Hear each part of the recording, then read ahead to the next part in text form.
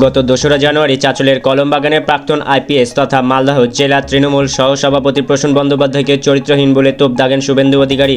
সেই অভিযোগ সহ উস্কানিমূলক বক্তব্য রাখার অভিযোগে শুভেন্দুর বিরুদ্ধে সেদিন রাতে চাঁচল থানায় অভিযোগ করেন প্রসূন বন্দ্যোপাধ্যায়। সেই ঘটনায় পুলিশ মামলা রুজু করেছে। তদন্তে সহযোগিতার জন্য মঙ্গলবার তাকে নোটিশ পাঠিয়েছে চাঁচল থানার পুলিশ। পুলিশ সূত্রে জানা গিয়েছে ৩৫-৩ BNSS ধারায় মামলা রুজু হয়েছে। আগামী 7 দিনের মধ্যে চাঁচল থানায় হাজিরা দেওয়ার কথা বলা হয়েছে শুভেন্দু অধিকারীকে। চোর শুভেন্দু আজকে চাঁচলে এসেছিল।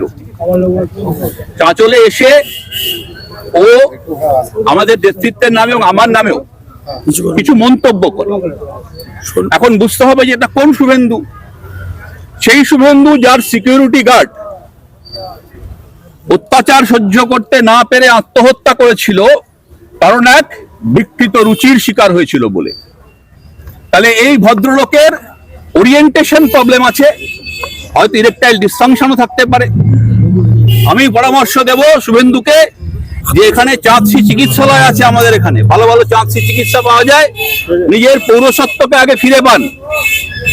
সুস্থ স্বাভাবিক মানুষ দেখলেই আপনার মধ্যে যে বিকৃত কথাবার্তা ফুটে ওঠে, তার জন্য প্রথম দরকার আপনার পুরুষ হওয়া। আপনার পুরুষত্ব নিয়ে খুব সমস্যা আছে, সন্দেহ আছে, সবাই জানেন। মৃত কনস্টেবলের স্ত্রী একটি হিউম্যান রাইটস পিটিশনও করেছিলেন, আমি জানি সেটা।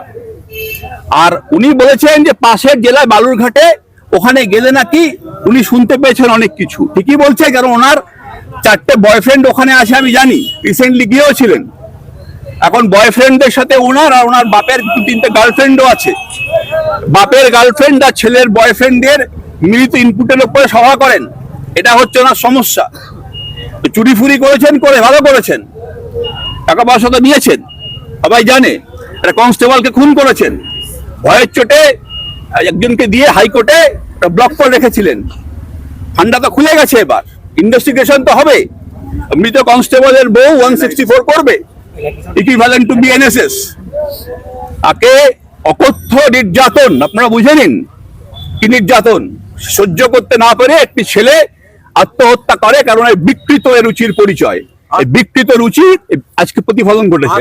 আজকে কি অভিযোগে মূলত আপনি এফআইআর বলবেন? দুটো পরিষ্কার, খুব পরিষ্কার। একটা হচ্ছে শুভেন্দু অধিকারী যেখানেই যান সেখানে সংখ্যালঘুদের বিরুদ্ধে ঘৃণা ছড়ান। আজকে কি বলছিলেন? 85% হিন্দু এক হও। তার মানে কি? মানে মুসলমানরা সমাজ থেকে বাইরে।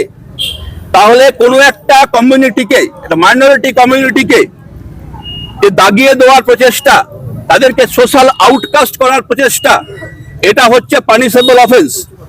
আমি তার সেকশন উল্লেখ করে থানায় দিয়েছি, কপি আমি সবাইকে PDF পাঠিয়ে দেব। কোন কোন সেকশনে মামলা হবে আমি সেটা মেনশন করে দিয়েছি। Creating enmity between groups on religious grounds is a punishable non bailable offence under BNSS। এই একাধিক প্রভোকেটিভ মন্তব্য উনি করেছেন। তার সঙ্গে যুক্ত হয়েছে ব্যক্তিগত কুরুচিপূর্ণ আক্রমণ। বাপ শিক্ষা না দিলে যেটা হয়, পড়াশোনাটাও জানে না, আইনটাও জানে না। আইনটাও ঘাট ধরে শেখাবো, কি করতে হয় সেটাও দেখাবো। কি শাস্তি দাবি করছেন আপনি? শাস্তি পেনাল কোডে প্রেসক্রাইবড আছে। ওর যদি বই না থাকে 2-1টা পাঠিয়েও দেবো। আপনার বিরুদ্ধেও কুরুচিকর মন্তব্য? আমার বিরুদ্ধে কুরুচিকর মন্তব্য করেছে। কাকে বলেছে ওখানে গিয়ে হারিয়ে দেব, নাম ধরে নাম তুলে। আরে আপনার ইলেকশন আসবে, তখন আপনি বলবেন হারাবেন না জেতাবেন। কারোর প্রশংসা, কারোর নিন্দা, আর লাস্টে যখন ভয় পায় তা আমাকে, আমি জানি ভিত্তিরে ভয়টা তো আছে, ওইটা খুলে দেবো। তাই বলছি সমস্যা হচ্ছে যে বাপের গার্লফ্রেন্ড আর নিজের বয়ফ্রেন্ডের ইনপুটে জনসভা করাটা বন্ধ করুন। বলছি রাজনীতিতে যে ভাষা সন্ত্রাস চলছে, যেভাবে কুরুচিকর মন্তব্য উঠে আসছে, এটা কি শোভনীয়? শুভেন্দু অধিকারীকে জিজ্ঞেস করছেন না কেন? জিজ্ঞেস করলেন না মঞ্চ থেকে নামার পরে যে শুভেন্দু এটা কি বললেন? এটা আমাদের জিজ্ঞেস করছেন। তৃণমূল কংগ্রেস আজ পর্যন্ত আগ বাড়িয়ে কোনো কথা বলে না। আমরাও দুর্বল নেই, চুরি করে বসে নেই এখানে। ইট ইট কা বদলা পাথর মে দেंगे। পরিষ্কার শুনে রাখুন, শুরু করলে চুল করলে আমি ঘা করব। আমার নাম প্রসূন ব্যানার্জি। কোন পথে হাঁটবেন? এই আইনি পথে। আইন আছে, তারপরে আমাদের প্রতিবাদ সভা হবে, রাজনৈতিক প্রতিবাদও হবে, আইনও থাকবে, ডিফেমেশনও হবে। যাবেন কোথায় দেখি না। বহু জায়গায় শর্ট মাটি পেয়েছেন, তো মালদার মাটি নরম নয়। আমরা তো একদমই নরম লোক নই। কড়াই গন্ডায় বুঝে নেবো আইনি পথেই। এই ধরনের বক্তব্য দিচ্ছেন কেন? আতঙ্কে আছেন, ভয়ে আছেন?